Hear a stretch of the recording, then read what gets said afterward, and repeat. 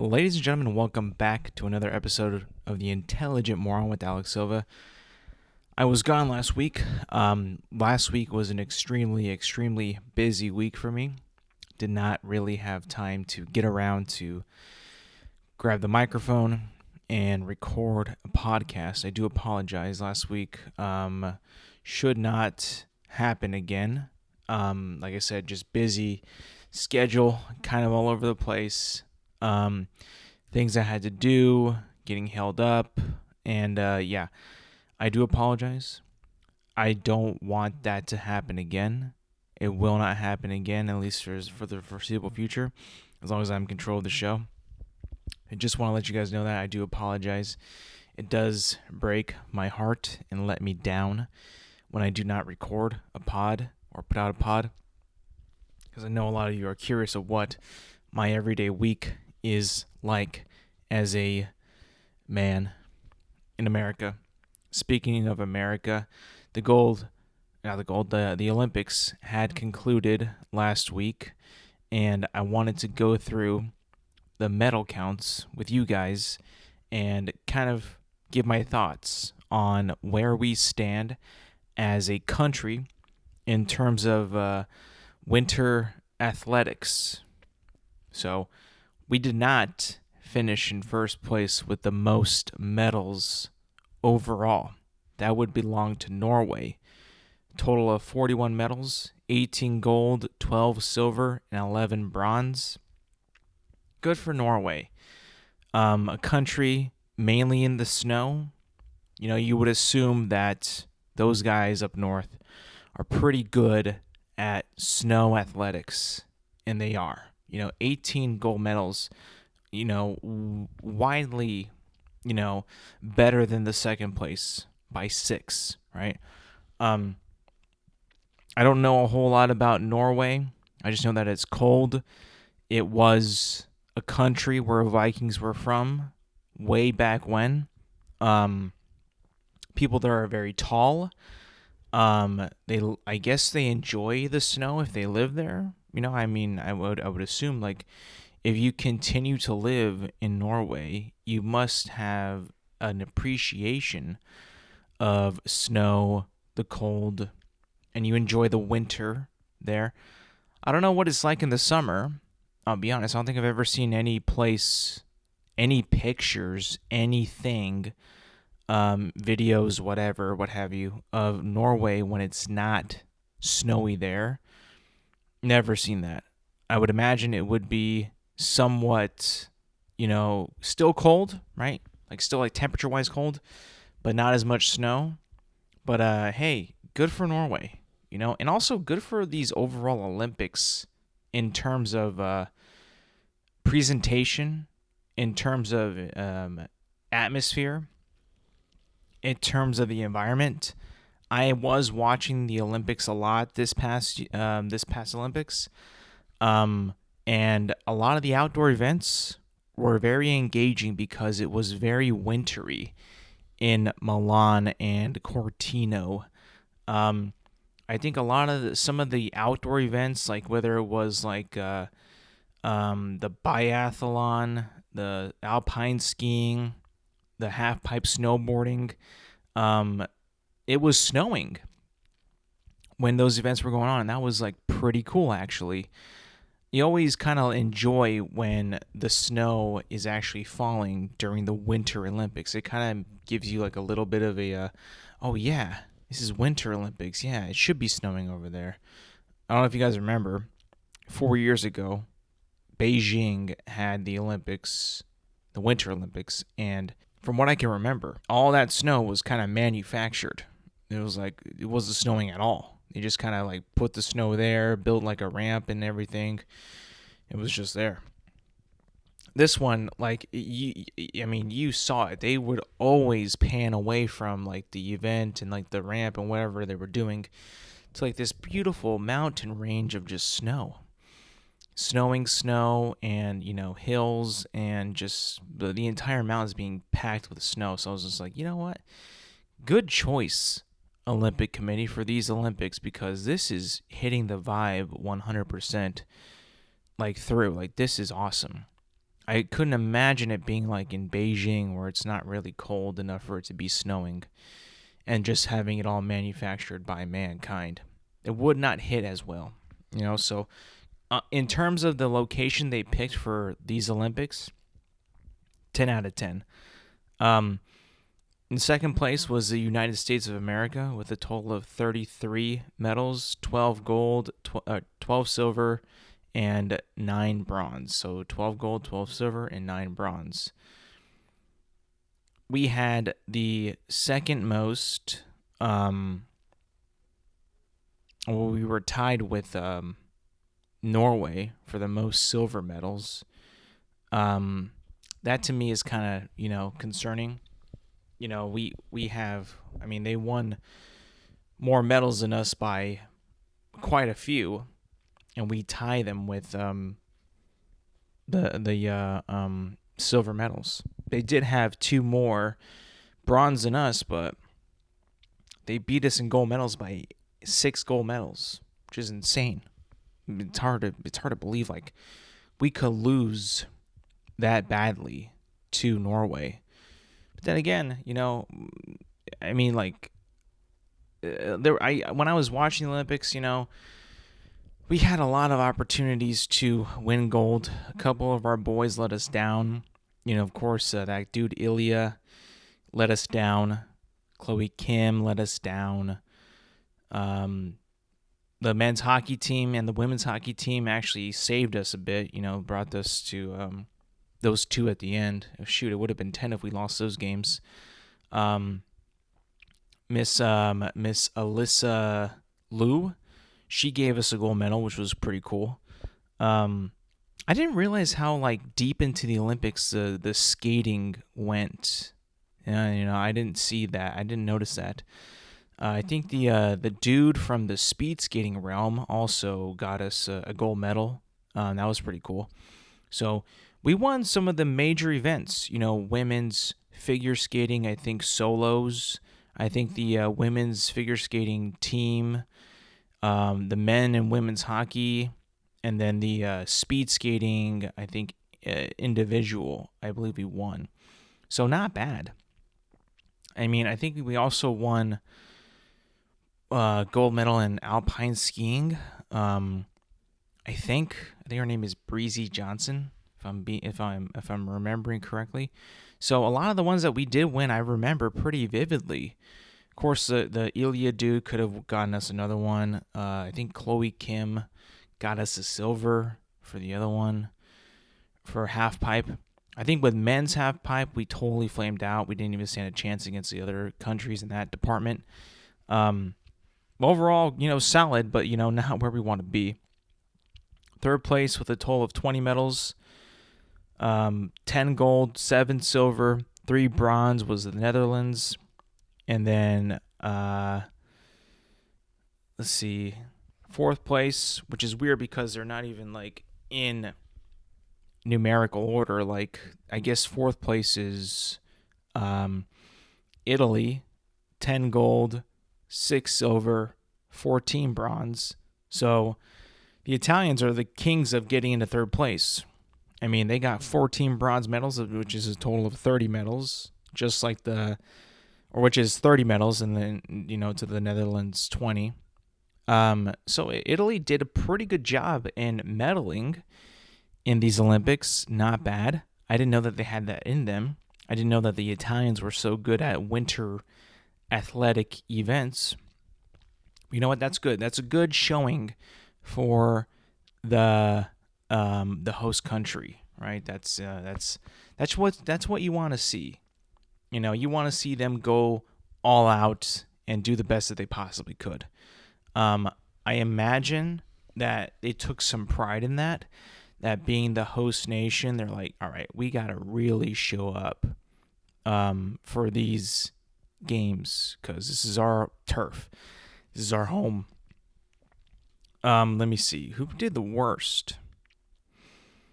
Belgium, I did the worst. Well, medal-wise. I'm sure there's countries that didn't get a single medal. But in terms of medals, Belgium had 1 bronze medal. Bulgaria had 2 bronze medals. Georgia had 1 silver. Estonia had 1 silver. Denmark had 1 silver. And Latvia had 1 silver and 1 bronze. Dang, I can't imagine that freaking, could you imagine being the only person representing your entire country, like the only person to win a medal? Could you imagine that dude from Belgium, the only guy or lady to win the only bronze medal for that country? I mean, talk about the amount of pride that you get for representing your country that way and actually doing well enough to get a medal in the Olympics. That must feel incredible. That must feel like some of the best, the best feeling ever. But I could also imagine, to the other, snowy nations, like Denmark, only getting 1 silver medal? That's kind of shocking. Or Denmark had lesser medals than a place that I'm pretty sure has 0 snow, which is New Zealand. They had 3, 2 silver and 1 bronze. Or Brazil. Brazil had 1 medal, but it was a gold medal. 1 medal in a place where there is 0 snow. 0. There is no, you know why, right? The Amazon resides in Brazil. There's no shot that there's any snow in Brazil. I am 99.9% sure that there is no such thing as snow in Brazil. There cannot be one high enough mountain that has any snow in that country. There's no way. And if so, the dude who won that gold probably lives there. I'm pretty sure I was watching that event too. I think it was some Brazilian dude who won a slalom downhill skiing. I didn't stutter. That's what it's called, slalom. Strange name. I think that's the first time I've ever heard of that in the Olympics. But, to each his own. They like to add other events here and there. But, he won that one and only gold medal for his country of Brazil. Now, that would be actually even better. I remember I said winning the bronze would be cool, at least the bronze to represent your country. But this guy won the gold. I can only imagine that'd be freaking cool, Check this out. Australia, they have no snow. They won 6 medals. 3 gold, 3 gold. That's insane. 2 silver and 1 bronze. Wow. Canada won 21. 5 gold, 7 silver, 9 bronze. Expected, The snowy nations really did ball out, though. Sweden got into double digits. Like I said, Norway won the whole thing. The Netherlands got 20. The only one that didn't really ball out, that's a snowy nation up there, is Finland. Those poor guys. And Denmark. But yeah, that's pretty cool. At least if you get that 1 gold medal, the one earned for your country, you must feel like a hero of the entire nation, bro. That to me will feel awesome. I guess unless you won a bronze and your country's like, why did you not get silver or gold? And that would really suck. So we didn't do that great. We came in second. Second is not good enough. That's not an option for us as Americans. We're supposed to win the whole damn thing, and we did not win the whole damn thing. So next Olympics, which is the Summer Olympics, I assume that we're going to win that entire thing. One, because it's our nation, our country. It's in Los Angeles in 2 years. I expect us to win that very, very convincingly. We have baseball, I believe, coming back in the Olympics in 2 years. And we have basketball. And we have flag football coming into the Olympics. So I expect us to win gold at least in those 3 events. Convincingly, easily, that we should win those. Now, sprinting, them Jamaicans are there, bro. I don't think we stand a chance against them Jamaicans. There's no way. We've tried for so many decades. We can't beat them. Some people, some of our boys can, but it's really tough to beat those Jamaicans at sprinting, bro. They're really good at running straight, you know? Maybe in the relay, maybe in the hurdles, but the flat out, all out 100-yard dash, nah, can't beat them. We tried. I'm looking forward to seeing that. I'm looking forward to actually seeing Olympics in real time and not like playbacks and not like replays. As far as, the viewing experience of these Olympics, it was really good. I enjoyed that it wasn't super far away from my time zone. It was about 9 hours ahead. So like if I woke up super early, like I woke up early to watch the men's final hockey game at 5:00. So, if you wake up at that time, it's about like 3:00, 2 or 3:00, or I think it's 2:00 in Italy time. So it's like, it's like midday over there. So like they're in the middle of competition. So like if you wake up that early, it's pretty cool. Now, if you're a freak like me and have tried doing this, staying up very late to like 1 or 2 in the morning to watch Olympics, you get the early morning events, which is also pretty cool too. You can watch that, in real time. But of course, it's unnatural viewing hours for people in this country. So I'm looking forward to actually having the Olympics in our own time zone. And this is my time zone because I'm on the West Coast. So this is going to be pretty freaking lit. I'm not going to lie to you. I swear to God, though, if, this probably won't happen, but, never say never. If the Olympics come by 2 years from now and LeBron James is still playing basketball by then, and he's like, you know what, I'm going to go to the Olympics one more time, that'd be freaking insane. Now, I hate LeBron James. I think he's a whiner. I think he's a baby. He complains a lot. He gets his way whenever he wants. He's entitled. He's power hungry. He's greedy.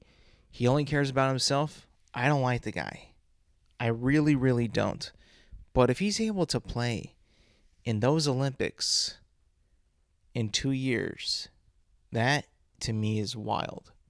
That's insane. I mean, think about this, bro. Like, the World Cup is this year. It is this year. It is months away in America. And Cristiano Ronaldo and Lionel Messi are going to play. They are. I mean, they've already confirmed it. This is going to be like their 5th or 6th like World Cup. Maybe not that many, but like maybe, it's been a lot of World Cups for these guys.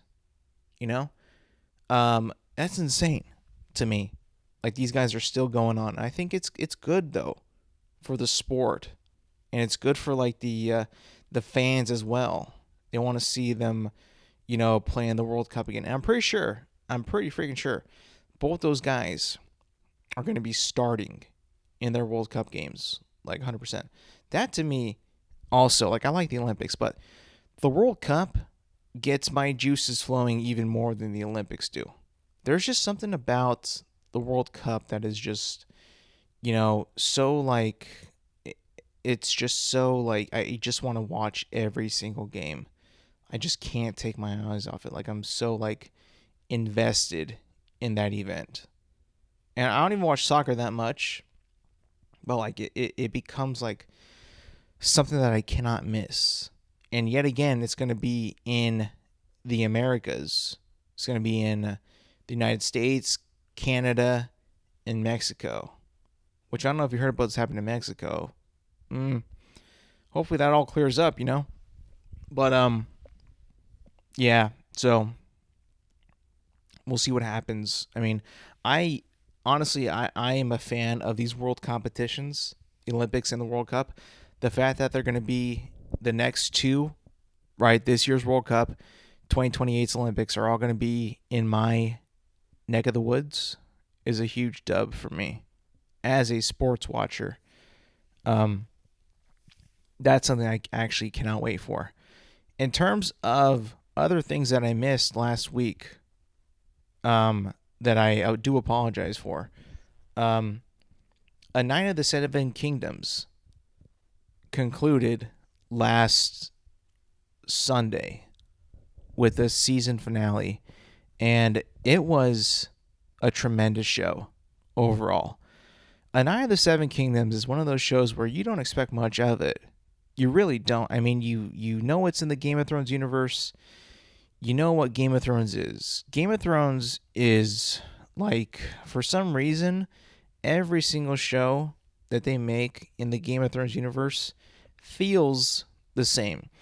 There's always a lot of freaking violence, a lot of smut, a lot of gore, a lot of foul language, and a lot of like drama and filth. That's what Game of Thrones is and always has been. Night of the Seven Kingdoms has all that, but actually has a incredible story that it's about that makes it, oh man, like one of the, I would put it above House, and just like below like Game seasons 1 through 6, because those are incredible seasons of TV as well. But like it's because that other show, Game of Thrones, is so much bigger, so vast, with so many interconnecting storylines and characters between stories. Like, that's so awesome, and that's what we love about that as well. But in the terms of like a singular story and a journey of one man, Dunk, and his squire Egg, the simplicity of it, the innocence of it, the the intimacy of the story in general, and it not being about anything else but what's ahead of us. Like, there's no plot, like there's like no filler. There's no let's go see what this guy's doing for half an episode. No, it's all about these two guys and what they're encountering in their journey right now. It's beautiful. It really is. Like, the simplicity of it is something that, I haven't seen since like The Mandalorian season 1. Like, just how simple the show is, but how good the writing is and how good the show overall is. It doesn't need to be more than what it is, right? Neither did Mandalorian when it first came out. Only in the later seasons it got freaking gigantic. But when it was first coming out, it's like, this is all you really need. This is it. Now, of course, I think that this show excels so much more than The Mandalorian in terms of character development, because the characters of Dunk and Egg are just so, like, you care about them so much. Both of them. Who they encounter, who's on their side, who's not. It's one of the better shows to really just do simple great. It really does simple great, So I enjoyed every episode of the show, every single one. Not only does it expand the character's background, it shows you why you care about the character, what the character's been through, how the character's grown and changed throughout the 6 episodes that we watch, and learns from their failures and successes, and the characters that they meet along the way, how the characters affect the other characters, the challenges that they face. It's like it's such a incredible watch and journey, and it almost is like, yeah, I mean, like, this is it. There's no extra fluff. There's no like spinning it and turning it on its back and making it something it's not. Like, this is just great TV. That's really all it is. And I have to say, I love this show, and I'm excited for what's to come with it. I thought it was initially just going to be a mini series, like a one-off season, and that was it. But no, they're already filming season 2. So I'm like, I can't wait to see like where this goes in the future. Like, it's such a great start. I just hope like there's enough source material to not change it enough, or like they have to cherry pick from other things and make it something that it's not, and change up the entire story, you know? Um, but I guess I can give you my score of A Knight of the Seven Kingdoms. I didn't tweet it because I don't tweet or post show scores. I only do films. At least on my X account. So I'm gonna give A Knight of the Seven Kingdoms, and you're probably gonna disagree, agree, what have you. I'm gonna give it a 9.3 out of 10 for the season 1 of A Knight of the Seven Kingdoms. I cannot wait to watch that second season of this show. There are parts where I just go back and watch because I'm like, dang, this show is just really hitting hard and has it all figured out on what it is, and most importantly, what it's not. And I love that about it. It is not Game of Thrones. It is not House of the Dragon. It is A Knight of the Seven Kingdoms. If you haven't seen it, truly give it a shot. You might have been burned by season 8 of Game of Thrones. For me, it's season 8 and parts of season 7. Actually, most of season 7. There's some cool parts of season 7, but season 7 overall just speeds it up way too much. I'm like, ugh. You lost the magic there, folks. And then season 8 just kind of is like, what the heck is going on? But if you're on the fence, if you're a little cautious, like I was about Night, I would say give it a go. All episodes are out. If you want to, you can binge them. They're not very long, which I've had this complaint in the past. Specifically about Mandalorian, specifically about Disney Plus shows. Like, why are you not making them an hour? Why are they only 35 minutes? Why are they even sometimes 30 minutes? Why? Because those shows didn't have enough story or not enough good story to fill the time.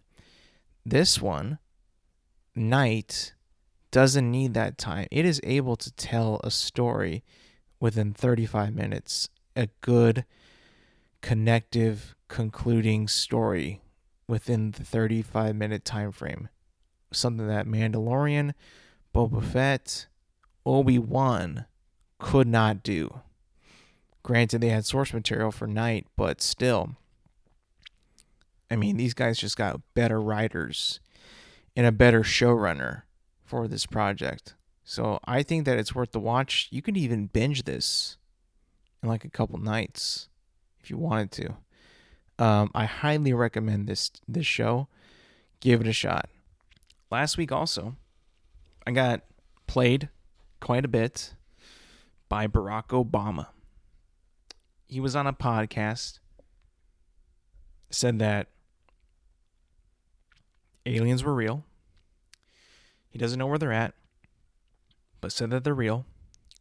And then about a day, maybe less later, he posts on Instagram that he was just going with the bit, and that he does not know about aliens, doesn't know if they're real, doesn't know where they could be, and essentially just pulls the rug right from under our feet, and we fell into the bait.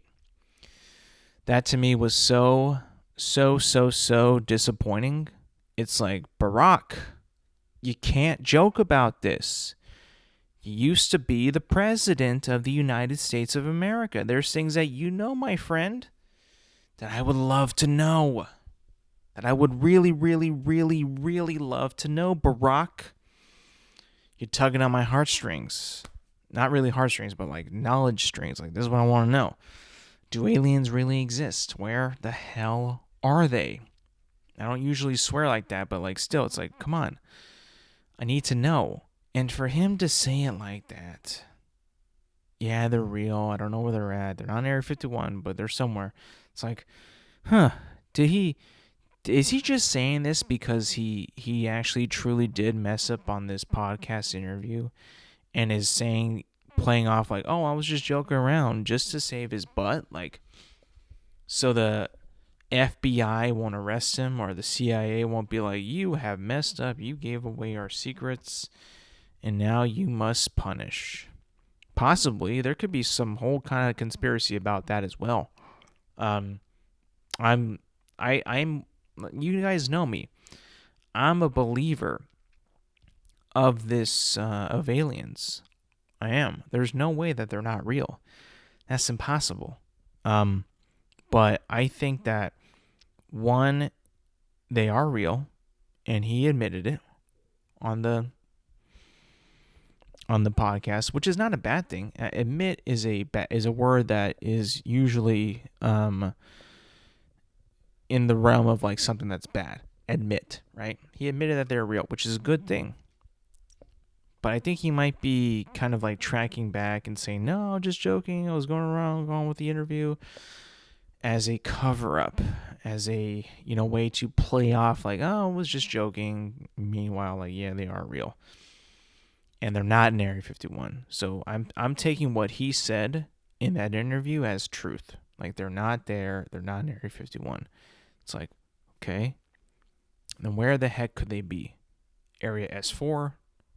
Now we're talking Bob Lazar, right? I don't know where they could be, but I do think that they are real, and pretty much we're getting confirmation that they are real. So, yeah. Now, so if they are real, what are we doing with them? Do we have them? Are they alive? I hope they are. I wouldn't want to kill an alien unless it wanted to kill us.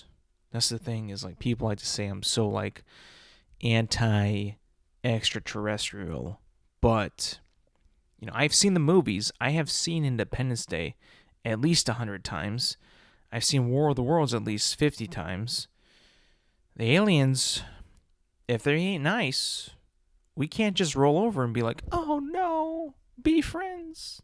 No, that's not going to work. We got to freaking take them down. Take them out. As best we can, right?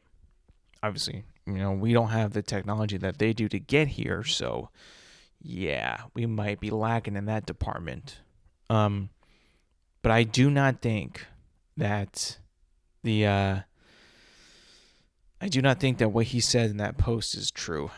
I think that he's doing that as a cover-up. I think he's trying to hide the fact that he did mess up and did say, "Oh, aliens are real." And I firmly believe Barack on this for sure. One thing that I can't stand, besides the hesitancy and the not wanting to admit that aliens are real, is the fact that artificial intelligence, AI, exists in the world. I hate it. I've been on record on this podcast saying how much I do not like and hate AI, from using it to cheat on tests, using it to write a resume, using it to write evaluations, using it to write articles, using it to write anything that you might want to write or come up with, or to give me an idea. AI, what do you got? I hate AI. I hate visual AI. Like, these stupid animations, these brain rot crap that you see that's obviously AI on Instagram and X. I hate AI with a passion. I hate it even more now because over this past week that I was gone, Phil Spencer, the head of Xbox, retired. He retired. He didn't resign. He's like, you know what? I've done enough in my life at Xbox. I'm going to peace out and go on vacation. I'm like, okay, cool. Now, you know me, how I feel about Phil Spencer. I think that Phil Spencer started very well with Xbox. He made a lot of promises that he could not keep. Exclusives on Xbox. He made a lot of promises that he did not keep. He made things worse with Game Pass. He made things. He started off well, being very pro gamer with Game Pass, and then slowly but surely the quality of the games were not up to speed on how we want our games, and everything kind of went downhill, crashing down. People started to call him Spill instead of Phil. So everything was going bad. Xbox is essentially is not staying as a console anymore. He was very, kind of hesitant to admit the fact that they might not continue making Xbox consoles. He was saying that an Amazon Fire Stick is an Xbox. He was saying that, streaming is the way to go to play Xbox games. I was sick to my stomach. I was like, what the heck is going on? I want this guy out of here.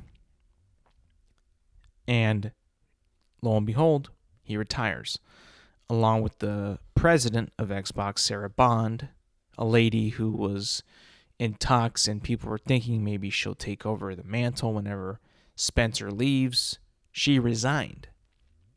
So she quit Xbox, and he retired.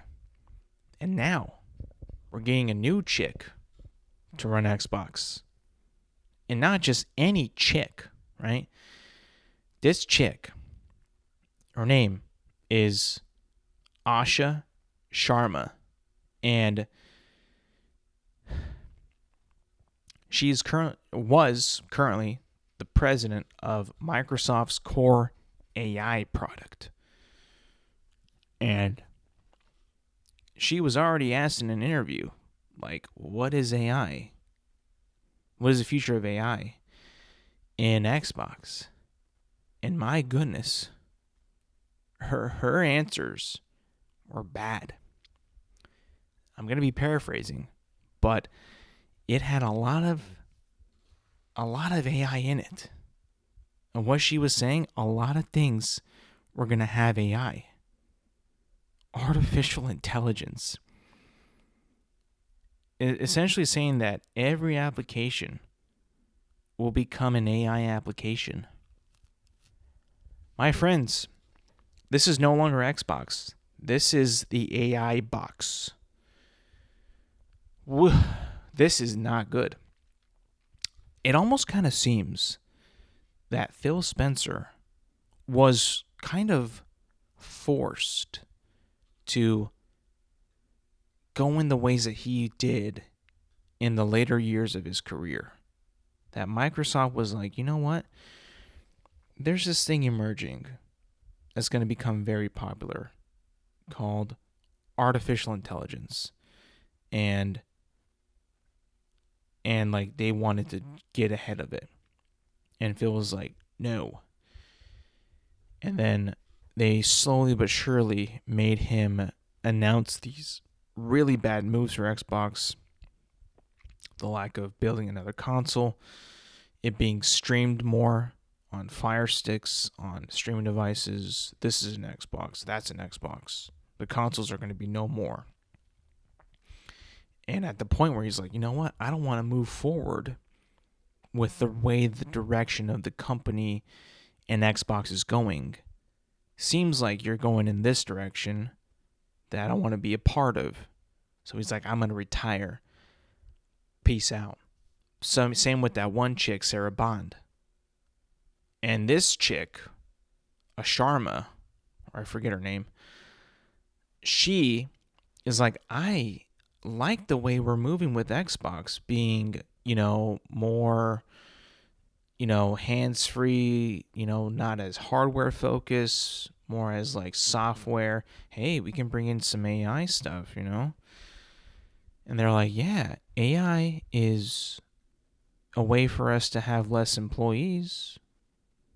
Let's do it. Seems like that's kind of what's happening here. The Xbox is becoming the AI box, and the games are being and the applications are becoming less made by human beings, or at least having a lesser human being touch. And that's not okay with me. That is not okay with me. So I truly am disgusted in where the company is going and where Xbox is heading. Now, what's going to happen with consoles? Are we going to get new consoles? I'm not too sure. I don't know if that's going to be a thing that they actually go forward with. Whatever they can say to make things seem better or whatever, they're going to say it, Doesn't mean they're actually going to do it. So, I don't know what's going to happen with that. I'm not too sure. I would like Xbox to continue to make consoles. But I don't know if they're going to be worth it in the future. You guys already know how much an Xbox Series X is. It's like $600 more than that dollars. Over $600. Now, if they make the console, the next gen console, more powerful with the price range of what the basic Xbox Series X is right now, I mean, you're looking at maybe at least $750, close to $800 for like a base console in the next generation. My friends, my brothers, my sisters, we might have to convert, my friends. I think the time has now come where the PC is the way to go. Truly, I think that this is where we're heading. The once great console manufacturers and companies like Xbox and PlayStation are slowly pushing us away from their product. Now, and this is not happening now, not next year, but maybe the year after that, my friends. My brothers, we are in trouble. Us console, avid, casual gamers, we are becoming more and more and more extinct by the days. As the days move on, we might have to become PC sweaty nerds. We might have to use things like Steam.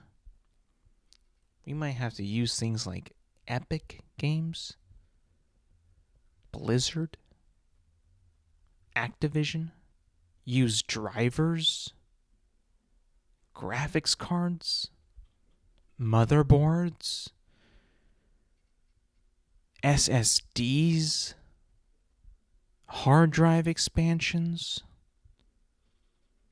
We might be chalked, my brothers. We might be chalked. And they are pushing us away from the beloved console, which simplified gaming, which made it casual, which made it fun, gave us a device in our hands built to play games on. Now, we're going to have to switch over to a mouse and a keyboard, tools to write emails, to make spreadsheets. I'm rolling my eyes right now. Like, this is not good news. So, be prepared, people. This next generation of consoles for the Xbox will not be run by humans. It'll be run by artificial intelligence. I can already see it now. The AI box. Or the Xbox AI. They're going to make that. They're going to make Xbox AI. That's going to be a thing, a big, gigantic feature in the next generation of Xbox. You mark my words, my friends. It is coming. But not today. Not just yet. It's going to be a couple years, but it will come.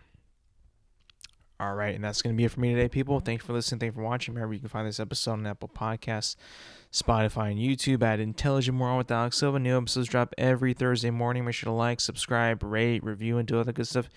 And yes, thank you for listening. Thank you for watching. And I will see you guys next week.